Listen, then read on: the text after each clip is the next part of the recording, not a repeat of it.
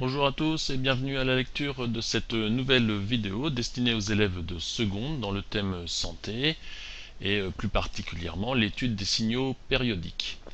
Donc nous allons voir aujourd'hui comment déterminer une période et calculer une fréquence à partir d'un enregistrement. Donc l'enregistrement peut être de diverses natures. Ici on a des électrocardiogrammes sur un moniteur de contrôle à l'hôpital, ici un électrocardiogramme, ici un son généré par Audacity, on va voir comment générer un son sur Audacity, ici un écran d'oscilloscope. Alors la fréquence, eh bien, c'est un domaine, c'est une mesure qui est importante dans de nombreux domaines, mais ici on se limitera qu'à quelques domaines.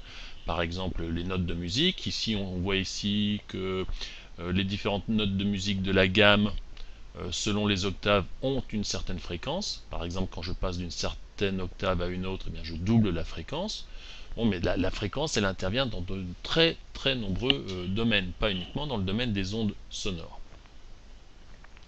Alors ouvrons le logiciel Audacity et générons un son. Alors pour cela vous avez différents onglets au-dessus et vous avez ici générer. Donc on va générer le son de la note La, le La3 qui est à 440 Hz. Ça a été défini dans les années 40.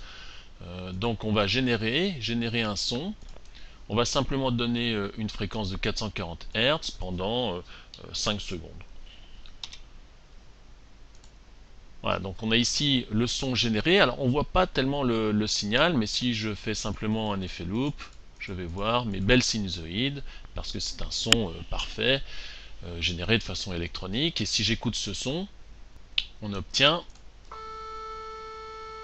voilà. Donc c'est un son à 440 Hz. Nous allons montrer par le calcul que ce son a effectivement une fréquence de 440 Hz. Alors la première des choses quand vous avez un enregistrement et que vous devez déterminer une période, c'est de choisir un motif élémentaire.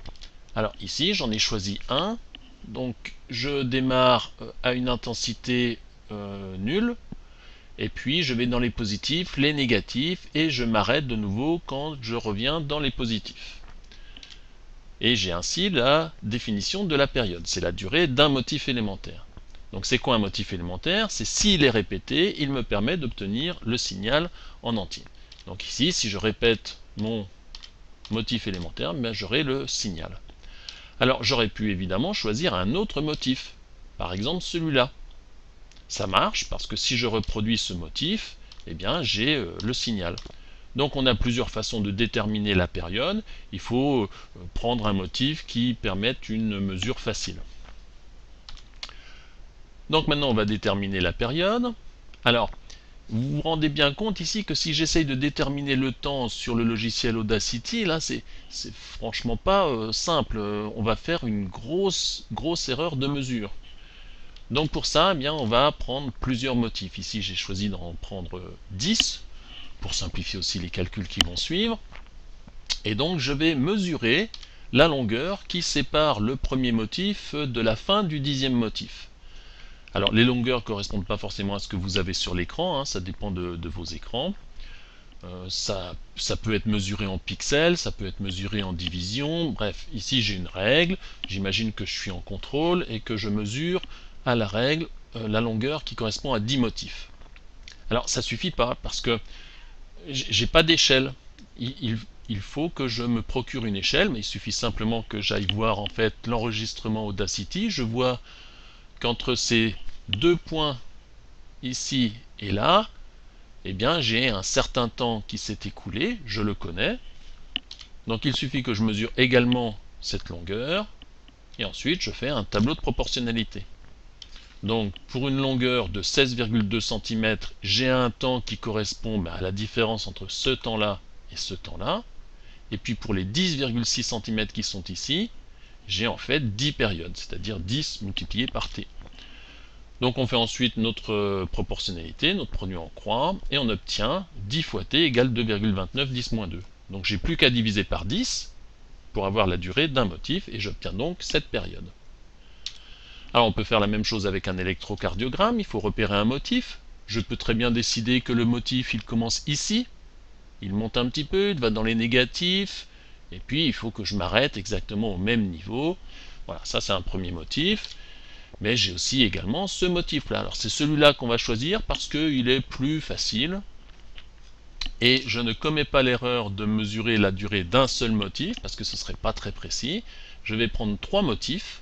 Attention, hein, là le début ici c'est pas un motif, là j'ai pas commencé. Donc on a un motif, 2 motifs, 3 motifs. Et si je compte le nombre de petits carreaux, eh bien j'ai 72 divisions, puis on se rend compte bon, qu'il y a une petite incertitude ici, mais c'est pas bien grave. Donc on a aussi une échelle ici, une seconde, pour 25 petites divisions. Donc je fais mon tableau de proportionnalité. J'ai 3 périodes qui durent donc 72 fois 1 divisé par 25, et j'ai donc la valeur de ma période. Alors maintenant, comment on fait pour déterminer la fréquence? Il faut d'abord connaître la définition de la fréquence. Elle correspond au nombre de motifs par seconde. Donc un motif dure grand T. En une seconde, j'en mets combien? Je peux en mettre F, c'est la définition de la fréquence. Donc F égale, on fait notre proportionnalité, 1 sur T. Attention aux unités. Si la période est en secondes, la fréquence est en hertz. Donc je calcule simplement, je reprends le calcul de tout à l'heure, je fais 1 divisé par T, et j'obtiens 437 Hz. Alors vous voyez, on n'obtient pas tout à fait 440 Hz, ça vient de nos petites incertitudes de mesure. Donc le son qu'on a généré sur Audacity a bien une fréquence de 440 Hz. Ça vient simplement de l'utilisation de ma règle avec les petites incertitudes de mesure. Alors pareil pour l'électrocardiogramme, eh bien j'ai une période qui dure 0,96 secondes, 1 sur T, ça me donne des Hertz, ça veut dire que par seconde, mon cœur bat 1,04 fois. Alors le médecin il ne va pas vous dire ça, il va dire par minute. Donc par minute, eh bien, j'ai 60 fois plus de battements, donc j'ai une fréquence cardiaque de 62 battements par minute. Sur un oscilloscope, c'est la même chose. Il faut connaître le balayage horizontal, ici 10 millisecondes. Je compte le nombre de motifs. Alors j'en prends pas qu'un, parce que sinon c'est très imprécis. Donc là j'en ai pris 7.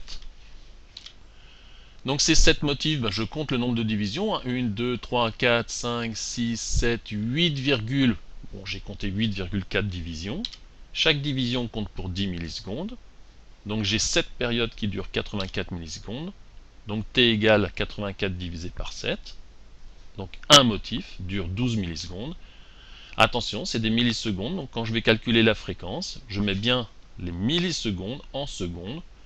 Donc une milliseconde, c'est un millième de seconde, donc il faut multiplier par 10-3, et j'obtiens une fréquence de 83 Hz. Voilà, je vous remercie.